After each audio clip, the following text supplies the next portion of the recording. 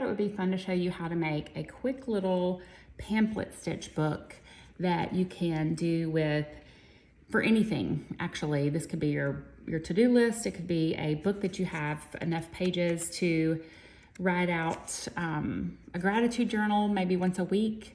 I have a friend who draws a self-portrait every day, and she would do that in a little book like this. I think that would be fun. So this week my nieces were here and we made these books with them. And so we just have regular drawing paper inside. This actually may be mixed media paper. And then I let them pick out a piece of paper that they wanted to out of my stash. I have a huge stash of paper. And they made one book without a cover and then one book with a cover.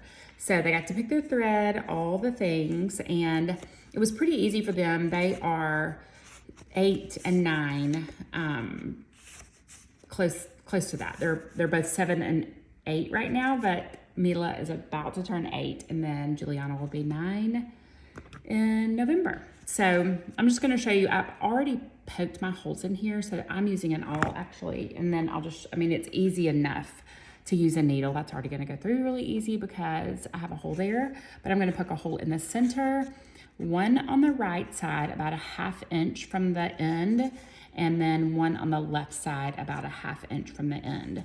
So these books would be so fun for littles in your life, for them to be able to draw every day, maybe write a story. I could see Mila and Juliana both, they have such good imaginations, creating a story of their summer, and then they'll have it in a little book. It would also be fun if they go out exploring. Mila and Juliana this week went out into the woods, which Mila called the forest, and from now on, our backyard is going to be the forest. And if you find things in the forest, then you can bring them back and put them in your book. Drawing daily, anything fun like that, I think would be great. I probably already said this, but a gratitude journal I think would be amazing for kids in the summer. When they get bored, they can just write down all the things that they're thankful for. Okay, so you're gonna go in that center hole and leave a little bit of a tail, and then we're gonna go over to the right side, and I'm gonna hold it on this end, see if I can get that hole. For some reason that is not lined up right, but Mila had the same problem when she was doing hers, so I had to help her line hers up with her hole. I'm just gonna do this, and then so I can see where my hole is and pull it through. Okay, I'll go back to the way I was holding it. So that was in the right side. I've pulled that tight. I've also wanted to point out that I'm using a contrasting color of the thread. I thought that would be fun. It's very summery. So we're gonna skip that center hole and we're gonna go out on the left side to the outside of the book. And as I'm doing this, I also remember, so now we're going back into the center. I'll show you what that's gonna look like. The girls both chose to have their knots on the outside, which is super fun. It makes it feel like a little bow, and it's frilly. This one's gonna be a little bit neater with the knot on the inside. And so now you can see it comes together right here in the center. I'm going to just trim that so I don't have too much to work with. And then I always like to catch that centerpiece in between my knot.